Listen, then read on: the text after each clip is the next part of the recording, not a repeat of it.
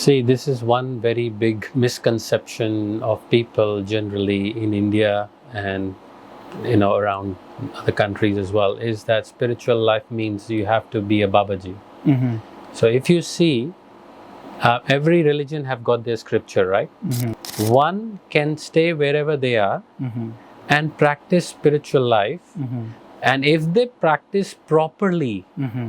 they are as good as a sannyasi. Mm-hmm. All those duties are explained in Shastras. Mm-hmm. When we do those duties Mm-hmm. without expectation that if I'm doing this, you do this for me, right? Mm-hmm. We do our duty to Mm-hmm. please the Lord, because we know this wife is not my property. Some people are working so hard, laboring, It's the they don't, Lord. like some poor countries, they don't get anything to eat, Mm-hmm. and the other person is born in a millionaire family, like you Yeah. say that Prince Charles Mm-hmm. or his kids, Mm-hmm. they are born. Welcome to the Pioneer Pod. I'm your host Suraj Chilwal. In this episode, we are speaking with Punya Sloka Krishna Das. He is a teacher of Srimad Bhagavat in Iskon Port, and he is helping and teaching, enlightening lots of curious soul to devote their life for Lord Krishna. This episode going to be really helpful and insightful for me and for some of our audience who wants to understand the power of the universe, the God, and their life. Let's welcome him to the show. Punya Sloka ji, welcome to the show. Hare Krishna. So for our audience, can you tell us a bit of your background and what you are working on and how do you get into the spirituality? Sure. So I'm born and brought up in Delhi, India. Mm-hmm. My mother's side was always very, she's very spiritual. She was very spiritual. And basically whatever spirituality I gained at that age, that was because of my mother. Mm-hmm. And then she also lived along with my father in Vrindavan for 25 years, serving there in an ashram. Wow. So I got attachment to Lord Krishna because of her. Mm-hmm. And over here, I've been in Australia in Perth for last 27 years. Mm-hmm. And so I did my studies here, and then I got a job. And so I got my material life, but then I got my spiritual life as well. And I got connected with ISKCON, which is the International Society for Krishna Consciousness, in 2004. Mm-hmm. So I've been practicing bhakti in a proper way since then, by getting in association with the devotees and learning the bhakti process based on Bhagavad Gita, Srimad Bhagavatam, like that, doing some seva at the temple and increasing our love and attachment to Krishna and his devotees. So that's my little life. Now I've got a wife, 2 kids, and we try to practice Krishna consciousness together as a family. Right. And I share this knowledge with others. So I've been doing Bhagavad Gita courses since 2011. So I've shared this to few thousand people since then. Wow. And now a lot of them are, taken up Krishna consciousness very nicely. They're studying Bhagavad Gita, again following the bhakti process and trying to get closer to Krishna. So you've been practicing since your childhood, you say, or you've been, like bit of break on your teenagers kind of while you are pursuing your career and study, and how do you came back again into the spirituality? So, look, the main thing is when you are at a young age, we don't know knowledge so much. So what helps at that time is what kind of environment is created by the parents at home. So I remember very clearly when I used to be young, before going to school every morning, first thing my mother used to put bhajans in the morning. So I still remember those bhajans because she used to put them every morning, every day. So that creates an impression in the mind, and that stays with you for a long time. Right. So that's why it's so important to, that the parents have to invest time in spiritual life, and they have to create an environment for children so that they can learn from that environment. At that age, they don't hear by talking. No. They hear by seeing, what's going on around them, how the parents are involved. If the parents are not Krishna conscious or God conscious, then very hard for the child to become like that. So, and then obviously at that stage, we don't know knowledge. So it's all, emotional level that, we try to connect to God, we have to respect God, but we don't have knowledge at that age. And that's how the youth goes, at that time, because we didn't have proper channels to understand Bhagavad Gita or any other things. It's just traditions. Parents teach you, you just do this or you do this. We just do this. We don't know why we do this, right? So that's what changed when you grow up, and then especially in ISKCON, organization like ISKCON, which is International Society for Krishna Consciousness, from very young age, the whole process is taught. How you do things and why you do things. So when you're doing them, you have proper knowledge, and to kids, you give them knowledge from very young age, because kids, they have lots of questions. Right. When I was young, I had questions but no answers. But when you have that set up at home or through ISKCON, if all the questions which are asked can be answered, and then one can follow Krishna consciousness very nicely and grow in Krishna consciousness very nicely from the childhood age. So for me, when I came here, I got the answers only after I joined ISKCON. So I understood everything properly through Bhagavad Gita, why we are here, what is our purpose of this life, what is the goal of life, what happens to us after death, is there life after death, who is God. There are so many people have conception of so many gods, right? Yeah. So who is God? Because there cannot be millions of gods. God is one. So who is God? So all that understanding got from Bhagavad Gita, and everything became very clear and crystal. How you are managing your materialistic well-being, materialistic world, and you say like you've been practicing spirituality for 20-25 years. So how do you balancing that? See, this is one very big misconception of people generally in India and around other countries as well, is that spiritual life means you have to be a Babaji. So if you see, every religion have got their scripture, right? So what is the scripture of Christianity? Bible? Yeah. What is the scripture for Islam? Quran. What is the scripture for Hindus? Bhagavad Gita, mainly Gita, right? When we say one book, we say, yes, there is Ramayana, but in terms of the instructions, those books, Christianity, Bible or Quran, that's book of instructions. Right. So same thing, Bhagavad Gita is book of instructions. It's a conversation between Lord and his devotee. So if you see, what was Arjun trying to do on the battlefield? Did he wanted to fight originally? No, he was wanted distracted. to leave. Yeah. Right? Yeah. And he wanted to become a Babaji. Because that was his understanding, that spiritual life means I have to become Babaji, I have to leave everything. But who is speaking Bhagavad Gita? Lord Krishna himself to Arjuna. And he's telling Bhagavad Gita so he can fight, but fight for the right cause, right? So leaving everything does not necessarily mean spiritual life. Lord Krishna talks about this in Bhagavad Gita, that one can stay wherever they are and practice spiritual life, and if they practice properly, they are as good as a sannyasi. Because sannyasi leaves everything, whereas Lord Krishna teaches in Bhagavad Gita, that is also great. That is because not everyone can do that, right? But Lord Krishna says that for common man, what do you do? One should give up the mentality of proprietorship and attachment to the fruits of one's actions. What does that mean?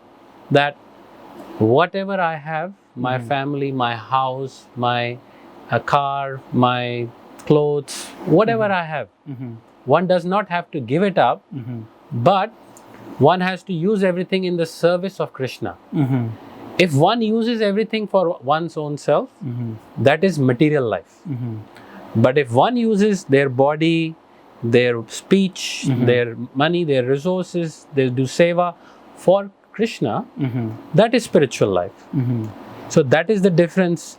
If one, and also when we do an action and we are not attached to the results, but we do the action, whatever, everyone's got a duty. Husband has got a duty, wife has got a duty, child has got a duty, father has got a duty, mother has got a duty. So there are so many things we have duties. All those duties are explained in Shastras. When we do those duties without expectation that if I'm doing this, you do this for me, right? We do our duty to please the Lord, because we know this wife is not my property. This wife is Krishna's property. This husband is not my property. He is Krishna's property. These kids are not. Can we, if something happens to them and they are in hospital, can we save them? No. Who can save them? Only Krishna can save them, right? Because He's in control. He owns everything. Everything belongs to Him because He's the Supreme Lord. So if we see everything like that, everything is property of Krishna, and we use everything in Krishna's service without being attached to it, without having the proprietorship mentality, Right. and do everything with not attachment to any results, we do our best. Result is not in my hand, but we do everything best according to Shastra in the right way, right? And then that person is same as sannyasi who has left everything. Because if you look at it, people say I'm renouncing things, Yeah. but what is ours to renounce? Everything belongs to God anyway. So what are we renouncing? So we have to renounce the mentality of proprietorship, that this belongs to me. That is the cause of attachment. How can you do something and without expecting anything? Is this even possible? The same question Arjuna asks in Bhagavad Gita, that how can you expect me to do things and not be attached to it? So for that, there is a process. So first thing we have to understand is who we really are. There comes Bhagavad Gita into the picture, because Arjuna was in bewilderment. He didn't want to fight. He wanted to run away from the battlefield because there was a problem in front of him. That's what usually people do. There is problem, they want to run away from problems. Right? What's the easy way? Run away from it. So Lord Krishna first teaching He gave to Arjuna in Bhagavad Gita, and that too after Bhagavad Gita, after Arjuna said, He gave first of all the reasons why he should not fight, why. But then at the end, Arjuna, when he had no more reasons left, he said, Lord Krishna, in chapter 2, verse number 7, that I am a soul devoted to you. You please, I accept you as my spiritual master now. You tell me what is to be done. So the first thing Lord Krishna says to Arjuna, Lord Krishna did not give any instructions to him. So that tells what mood we need to have, right? So then Arjuna asked this, and Lord Krishna, first thing He says is who we are. So we are soul. We are not these bodies. So if one can understand this one thing, that we are soul, we are not these bodies are changing. When we are born, we are a little baby, right? And sometimes you have kids. Yep. And when they are born, like you give a name to them after a few days or straight away? We planned the name these days quite long ago, but we named them. Yeah, usually, you have the alphabet. Yeah. And then we have to keep the name on this alphabet. That's on 9th days. Yeah, but what's different? So till the 9 days before you give the name, who was that baby? Because today you call by a certain name. Yeah. But before that, who was that baby? Right? So, and that baby, that body is changing. That baby is no longer this much now. That baby is this much, or big baby, right? And one day, as we can see us, we grow. Then we see our parents, they get old, right? And then they die.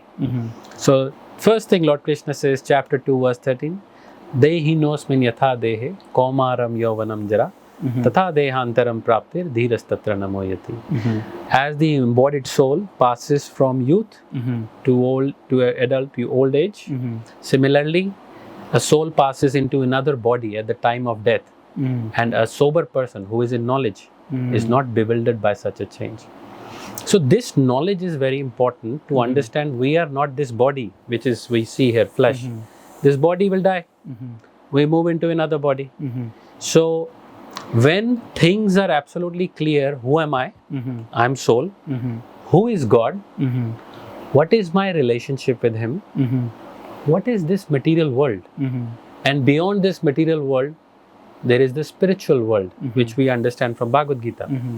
When all these things are clear, then one is performing actions not with a limited mindset or what's in it for me right now in that action materially, but one is performing action for the pleasure of the Lord. So one can purify oneself and go back to Him in the spiritual, because the first 6 chapters, after explaining who we are, then Lord explains different types of yogas, karma yoga, jnana yoga, dhyana yoga, and all this is to purify our consciousness, which is very selfish. What's in it for me? We're doing everything, what's in it for me, right? What you're asking me, how can we get out of that mentality? By practicing bhakti, and slowly this kind of mentality goes away when we do everything for Krishna, understanding who He is, and we develop that love for Him. So we do it for Him, not for us anymore. Like you work very hard so that you can earn for your wife and kids, right? Because you love them. So you'll do anything for them, right? Similarly, when we develop our love for Krishna, then we work for Him to give pleasure to Him, not to ourselves. So that's how one can get over the mentality of working in that attachment that I want this from this action for my personal enjoyment. So that's how we can get out of that. How important is materialistic thing and the money as well? Yes. And for for your family well-being and for your personal well-being. Let's say I grew up in the small village. I want to contribute back to the community as well. I'm involved in the social work, and I don't have big greed. People might have. So at some point I have that as well. But I want to give back as well. To give back, I need to be eligible for that, right? I need to have something. Yes. So if I can have something now, then I can sacrifice or give something to other people as well. Sure. So there are a few aspects, 2 parts to it. First thing is, for us, yes, material necessities are important. Because we have wife, we have kids. When there is grahastha life, that's called grahastha life. There is brahmachari life, where you don't have to worry about any of that. Because brahmachari or sannyasi, they don't have to worry about anything. But being in grahastha life, we have wives to look after, we have kids to look after, we have parents to look after. So we work, right? We work and we earn money in the most sincere way. No cheating, nothing like that, right? But at the same time, the results which will come from that is not in our hands. That's when the karma and destiny topic also comes. What we have, or what we get, because there are some people, there are also laborers. They work hard all day. How much do they get? They get really less. And there are some people, they make couple of calls, and how much they get? They make more money. Lot of money, right? So why is this, right? Because if working hard only will give everything, but that does not mean we stop working hard. We work, but like you were also saying that, we have to be, sometimes it's heat, we have to provide and all this. So we have to work hard, but not at the cost of our family, not at the cost of spiritual life. We work hard to the best of our capability, and we earn so that we can provide everything. But if something doesn't comes, if something is not happening according to our desire, I worked hard on this, like you're a real estate agent. You worked so hard on getting this, selling this house, but sometimes it doesn't happen. No. Right? So if then you say, you become very sad, you come home and you're not in good mood, and because of this, you said, I worked so hard for it, but it did not happen. It spoiled my mood and everything, right? Lord Krishna says, straight after 2.13, I said, then he talks about 2.14. He says, one has to tolerate happiness and distress. Just like cold and winter seasons or cold and summer seasons, they're so hot. One has to tolerate happiness, distress. And one who can tolerate can get liberation. One who cannot tolerate has to get stuck in this material world. So one has to develop that kind of mentality, not being attached to the results. We do our best, and like you said, material life is important. We have to provide for our families. So we should not get over greedy as well. If we get over greedy, that means we have limited life, and we have to balance everything. If we think, if I work 20 hours now to make my future, and we sacrifice our spiritual life, we sacrifice our time with the family, right? Then what is the guarantee that we will see that old age? Is there guarantee? No. And is there guarantee we will get all that money as well, which we are talking about right now? So no guarantee. So we have to do everything in moderate and leave everything to Krishna, because there is karmic results. What we're going to get is what we're going to get. Not 1 rupee more, 1 rupee less. It's already destined.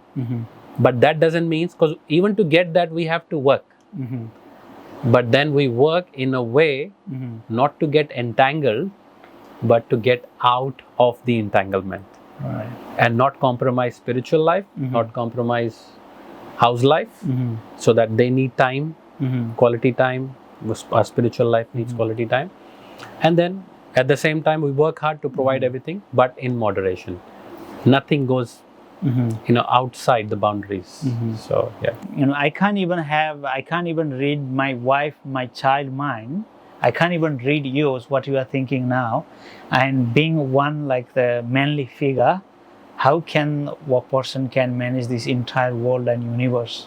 Very good. So same question Arjuna asked as well, that he asked in chapter 4 to Lord Krishna, that because Lord Krishna starts chapter 4 by saying that I gave this knowledge of Bhagavad Gita to Sun God millions of years ago. But then Arjuna says, you gave this knowledge to Sun God but you just born recently.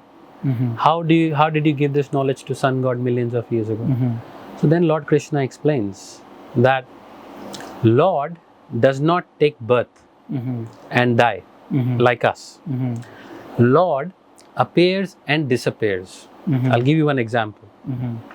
You see the sun. Can you see the sun? It's evening right now. Can you see the sun now? No. No. At night time, again, you won't even see this light. Can you see the sun at night? No. But if you don't see the sun at night, does that mean there is no sun? No, there is sun, but on some part. Some other part. Yeah. Right? So sun appears and disappears. Sun doesn't take birth and die. It's not sun is taking birth in the morning and dying in the evening. We humans take birth and die. Lord appears and disappears. So Lord, when he finishes pastimes here, he will have pastime somewhere else. So he doesn't, and his body is explained in Bhagavad Gita and in the scriptures in Srimad Bhagavatam, is not made of the material elements just like your and mine. Our body is made up of blood, bone, fat. His body is not made of. He can, from his own body, he showed the universal form. From his own body, he's shown the universal form. From that universal form, that's in chapter 11 of Bhagavad Gita. From that, from Lord, like he expands himself to Mahavishnu. From Mahavishnu's body, so many universes come out. Unlimited, we can't even imagine. Right? So, we can't think of Lord Krishna that he is come in that human form. So, he is like that. How can he control everything? So, he is still all powerful. That is the potency of the Lord. That he controls and owns everything, and everything comes out of him and goes back into him. That is explained chapter 10 verse number 8. Aham sarvasya prabhavo matta sarvam pravartate iti matva bhajante mam buddha bhava samanvita. I am the source of all the material and spiritual worlds. Everything emanates from me. The wise who know this perfectly engage in my devotional service. So, for To understand that, it takes sometimes many lifetimes. That's why Lord says, bahunam janmanam ante jnanvan mam prapadyate ti matva bhajante mam vasudeva sarvamiti. Yeah. So point is that Lord is saying, after many births and deaths, one who is actually in knowledge surrenders unto me, knowing me to be the cause of all causes and of all that is. Such a great soul is very rare. And unless we come in the path of bhakti and practice bhakti, one cannot understand these things, right? Because qualification is required to understand God. One cannot demand that God is there, show me God is there. I mean, if you see, there is light here, right? If this room was absolutely dark, no light, will you be able to see your hand? No. We can't even see our hand. So we are actually blind. Only light is there, then we can see. Otherwise, we are blind people, right? Yeah. So and then we say, I want to see God. If show me God, right? So God can only be seen. Just like to see anything, we need the light. Eyes need light. Similarly, to see God, we need the eyes of Bhagavad Gita, Srimad Bhagavatam.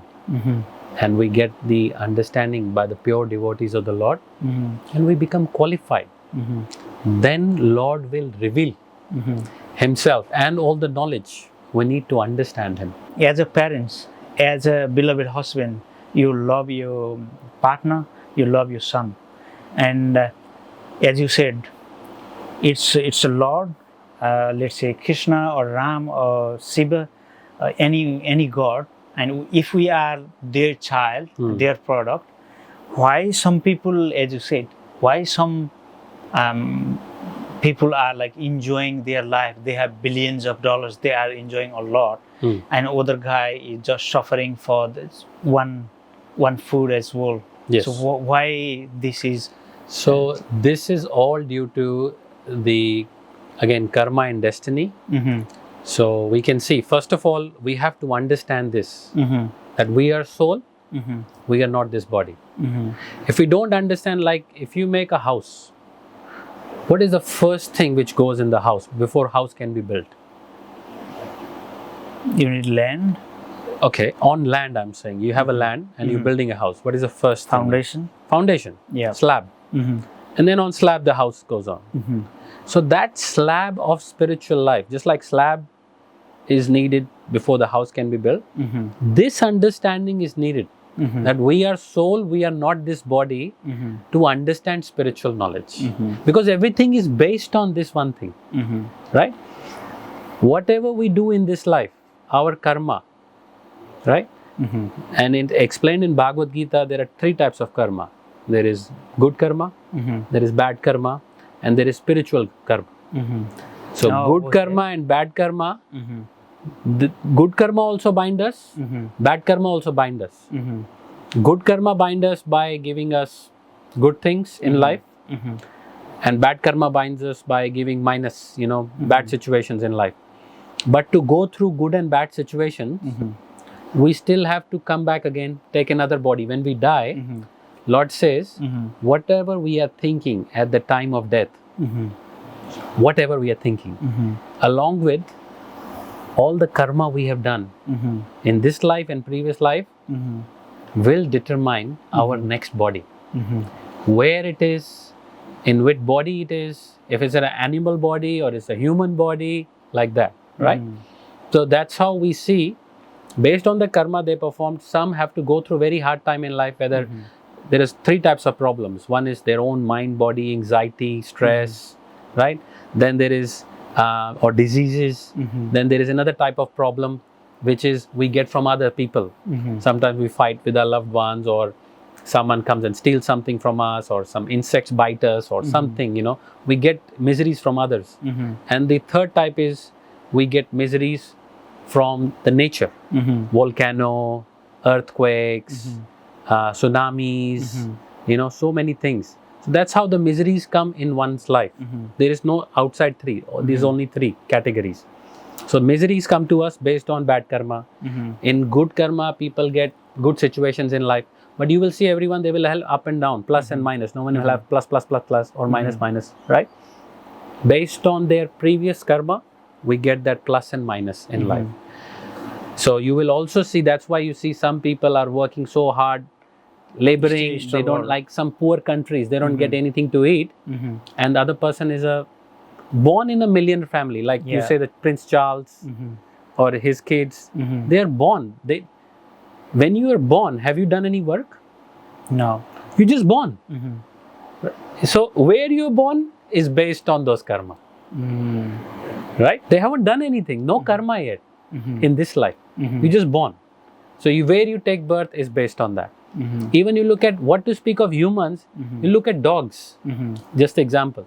There are dogs, India, Nepal, you would have seen some people throwing stones and they got blood coming out and they are going on the street corner or something. You would have seen that, right?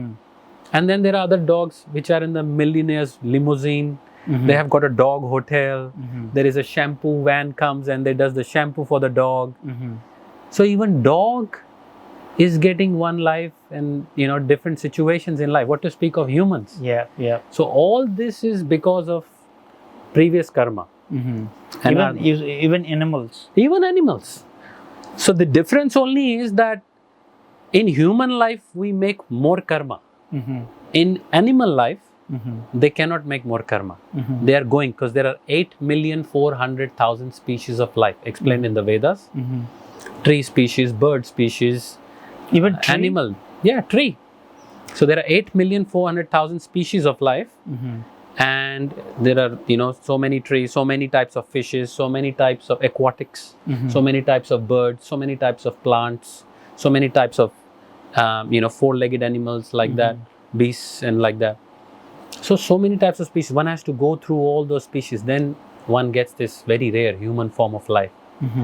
And if one doesn't uses this wisely, then we go back in the cycle of animal life again. So all this have to be understood, then we can make use of this life wisely. Otherwise people waste their lives, and people may have millions of dollars like you said, but they are also committing suicide. Right or not? Yeah. Everyone in the world wants fame and name and money. Those people are millionaires, they have name, they have fame, big actors, Hollywood actors, they've got millions of dollars, but they're still so distressed, they commit suicide. So if only these things will give happiness, then everyone in the world with the money would be happy.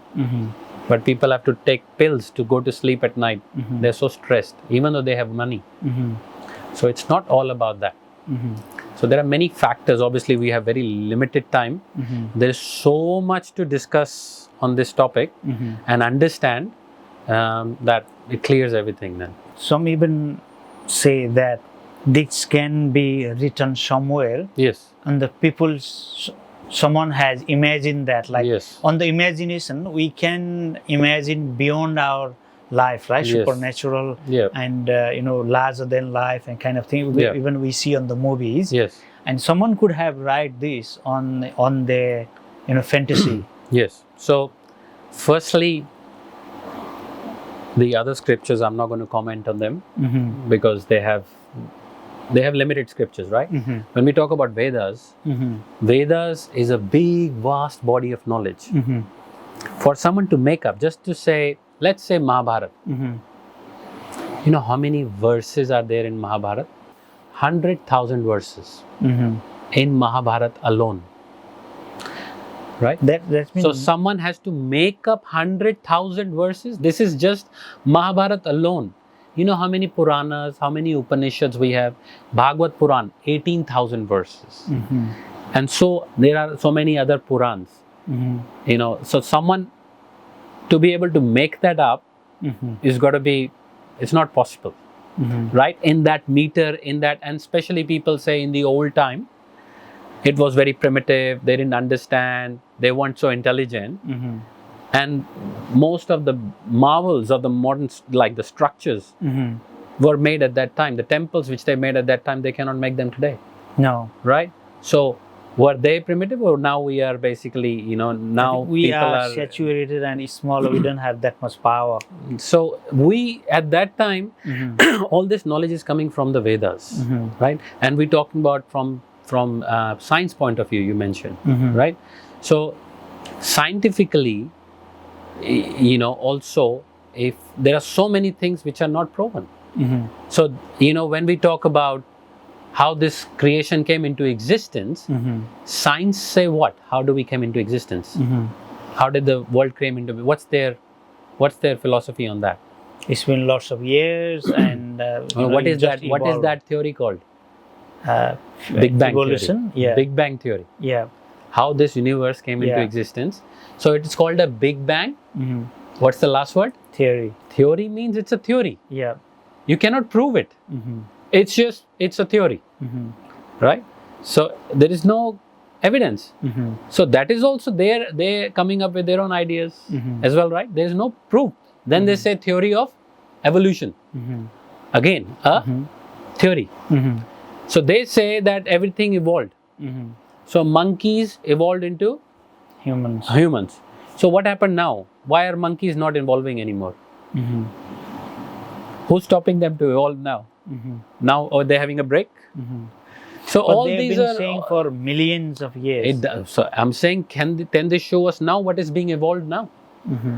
Right? So this is all from science point of view as well. These are all theories what they are saying. And what we are saying is, when we talk about science, there is a theory, and then there is a practical, and then there is a result. All these theories, they can just theories. They cannot show the result. Can they show that really it changed? No. So it's a theory. Whereas with spiritual life, all the instructions in spiritual life, if one practices that in their life, then you can see the change in life, right? So we talk about, say for example, the human body. According to science, the cells in the human body, all the cells change every 7 years, right? All the human body cells, they change every 7 years. So we have storage in the brain, right? So we keep our memories. That's what, according to science, in the brain, right? Yeah. But every 7 years, all the cells are changed. Where are the memories kept? Because how old are you? I'm 34. 34. Do you remember few things when you were 10 years old, 8 years old? Yeah, we do. You remember, right? Just few, not all. Yeah. Just, I'm saying, but you remember things, right? Yeah. Where are all those memories saved? 10 years old, 8 years old, right? So according to Bhagavad Gita or Shastras, those memories are saved within our subtle body. So that's again another topic we are getting into. So bhakti or spirituality is also science. They call their science. This spirituality is also science, right? They can make whatever they want and say whatever they want. But when it comes to scriptures, they say, no. Well, you prove your theories. You prove your Big Bang theory. Prove it. They cannot prove it. You prove your evolution. They cannot prove it, right? And then, so there are scientists. There have been scientists like Newton and Einstein. They were all God-conscious people. They said what they know, and he was one of the brightest brains in terms of science. He said that even though knowing after all this, I don't know anything. Because God creation is so big. So that's the kind of mood science and spirituality can go together. But when science says, oh, this has no place, that is wrong. And when spiritually science has no place, so they have to go parallelly. And if they respect each other, they understand, then they can make so much more advancement. There is a trend of people are saying manifestation. Yes. Like manifestation is having that desire, and it's like a spirituality. And some people even saying spirituality and manifestation can go together. So we can manifest, and that's a desire. And as godly figure from spiritual power, you can have your desire fulfilled, whatever you desire. Yes. And as you said as well, once you are spiritually conscious, Yes. you can read other people and you can see gods everywhere, right? We can see God everywhere, but everyone is not God. Mm-hmm. There is a difference, Mm-hmm. right? You heard the story of Prahlad Maharaj and Hiranyakashipu? Yeah. So, where did Nrsingadev? Mm-hmm. So, Nrsingadev killed Hiranyakashipu, right? Yeah. So, where did Nrsingadev came from? Mm-hmm. He appeared from where? Yeah, from the Pillar. yeah. Because he hit a pillar, Mm-hmm. broke the pillar, and from pillar Nrsingadev. So, does that mean that pillar is God? No. No. God can appear from anywhere, Mm-hmm. and everything belongs to God. Mm-hmm. But everything is not God. Mm-hmm. God is only one, Mm-hmm. and He owns everything. Mm-hmm. And again, it is very important to understand all these things from Bhagavad Gita Mm-hmm. and who is God, Mm-hmm. right? Because we say anyone you can call God, He's God, that God, but that's not what Bhagavad Gita says. Mm-hmm. Chapter 7, starting from verse 20 to 24, anyone can open and they can, your audience can have a look. From verse 20 to 23, Lord Krishna explains that His position as compared to the position of the demigods. Mm-hmm. And just like in a ministry, there is a prime minister and there are cabinet ministers. They've got different portfolios, Yeah. right? There is a finance portfolio, there is a military portfolio, there is different portfolios, right? The health portfolio. Mm-hmm. So similarly, God is one, Mm-hmm. but there are many demigods who have been empowered Mm-hmm. to look after different portfolios. But when we consider that portfolio minister as everything, Yeah. is that the right understanding? No. No, that's not the right understanding, right? So that we learn properly from Bhagavad Gita, because people have their own way of thinking. Why? Because they have never read scriptures. Mm-hmm. And that is explained in chapter 17 of Bhagavad Gita. Arjuna asks, what about those who don't read scriptures, who don't follow and work according to their own mind? Mm-hmm. So Lord Krishna explains that they work according to the three modes. There is mode of, Satogun, Rajogun, Tamogun. You heard of them? Goodness, passion, ignorance. Yeah. Which is the most important topic of Bhagavad Gita. Mm-hmm. If we can understand this topic, we can stay out of trouble a lot and we can advance very quickly in spiritual life. Mm-hmm. Because everything we eat, we hear, we see, we deal with, everything is in these three modes. Mm-hmm. Just like there is a person who is very calm, Mm-hmm. and straight away after he drinks alcohol, that calm person, what will happen to him? He get rough. Yeah. So he got rough because he took association of a drink. Mm-hmm. And if he would have drank a milk, Then it would change much. nice, right? Actually good for his body, healthy. Drink alcohol, bad for his body, mind changes, everything changes, right? So like that, even what we eat, what we drink, everything is divided in these three modes. Even music. If you go in one room where there is metallic music, tak, tak, tak, tak, and then you go to this second room where there is Bollywood music, nice love songs. In the third room is very nice, flute, sitar, very nice classical music. So if someone wants to take drugs, which music will they go into? Which room? The loudest one, metallic one. Right? Yeah. So that is mode of ignorance, attracts ignorant music. If someone wants to have, they're feeling very love towards their other partner or something, which music will they go and listen to? Bollywood or romantic. And then when they go in there, that's how the feelings they will develop. If you listen to a love song, we start thinking like that. And when they go and listen to that flute and sitar, what will they feel like?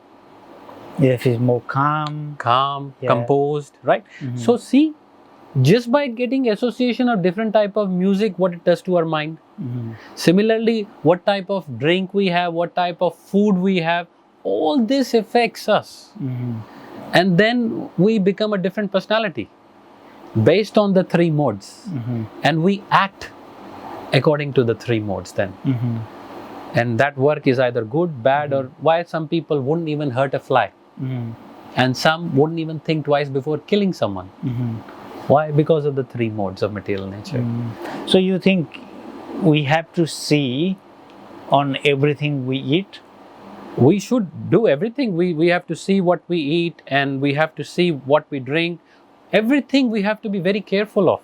Otherwise, that thing will have an effect on us, right? People we associate with. Say, for example, you are in real estate. So, there is a person sitting in front of a nice pond. There is nice fountain, ducks, and he's having a nice juice he's drinking. So, he's nice mood, calm, right? A friend comes to him and tells him, "Oh, how are you?" After a long time they meet, and then he says, "Oh, you know what? How are you? I'm good. So what have you been doing?" I said, "Oh, it's been great. You know, I've just invested into these properties in the last 6 to 12 months. I've made millions of dollars and this and that. Or I've just, you know, it's amazing. I've got my portfolio and this and that." And then he goes, "Well, okay, no worries. I'll see you later." Now that person who was sitting there very calmly 2 minutes ago, what will he be thinking right now? Oh, he's making money. I have to do something. He's grown up. I am missing out. I am developed jealousy. Yes. Yeah. He's sitting so calmly, no problems. And now, just by hearing that, he's brought himself into a tension situation, into a stress situation, just by having 2 minutes of association with someone.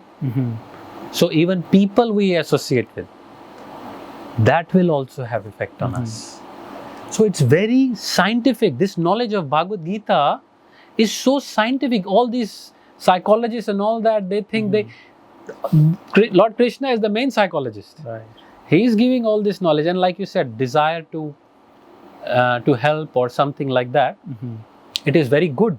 So if someone is in goodness, they will have the desire to help. Someone is passion, how I can get. Someone in ignorance, they don't care, right? So, but we have to connect that desire back to how it's going to help me in my spiritual life and how it's going to help someone else in their spiritual life. Because if someone is drowning in the water and you save their shirt, will you say, "Oh, look, I have saved this person"? No. The person is drowned. You only saved their shirt. So similarly, real help to society means saving their souls, not just the bodies. We can give food to someone in the morning. In afternoon, what will happen again? Could do the same thing. No, they will be hungry again. Yeah. Right? So it hasn't solved their problem. You can do for 1 time, 2 times, 3 times. Can you feed hundreds of people every day? No.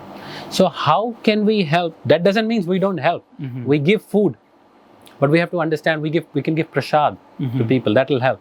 But at the same time, we give knowledge. Knowledge is the biggest charity.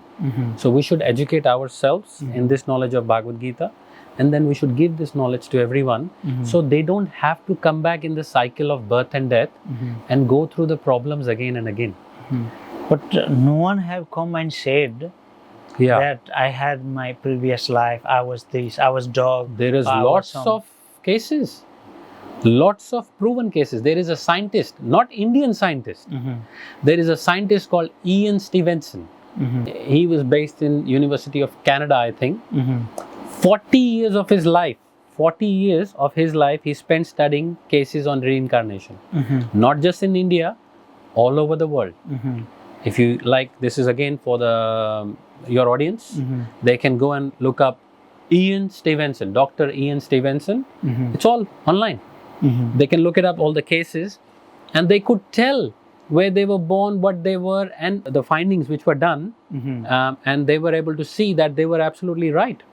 They went to their village, they could speak different languages when they were born. How do you think Lord Krishna is the only one who govern this world, and he's the only God? Sure. So obviously it's a very sensitive topic because people have different faiths. So, but again, my request to everyone is, please don't get emotional with this. We have to understand this too, because if I've been brought up in a certain way, without any scriptural evidence, without anything, I've just been brought up in a certain way, then I will start thinking like that in a certain way, right? But to understand things properly, we go back. Like I said earlier, what is the book of Christians? Bible. What is the book of Muslims? Is Quran. What is the book of Hindus when we call Hindus? There's right? a lot. So there is not a lot. There is one. There is main book, which is Bhagavad Gita. That is the main book. But others, because Bhagavad Gita is considered to be the essence of all the Vedas. There is no other book which is someone is talking. It's all written by Vyasadeva, Veda Vyas. So all the Vedas were written by Veda Vyas, right? Including all the other Puranas, even Shiv Puran or all the other Puranas. They were all written by Veda Vyas. Even Quran? Not Quran. I'm saying Puran. Puran, not Quran. I'm saying Shiv Puran and other Purans. I'm saying they were all written by Veda Vyas, right? So he wrote them for a certain reason, because there is different types of instructions in different types of Puranas for different types of people in different types of modes, right? Like I said earlier, that's why it's so important to understand. Even the Puranas are in 3 categories: in goodness, passion, and ignorance. If you can give me the details or any description, I will put your description and where the audience can find and know about you and the ISKCON as well on our show description. Thank you so much for being here. Thank you very much. Hare Krishna.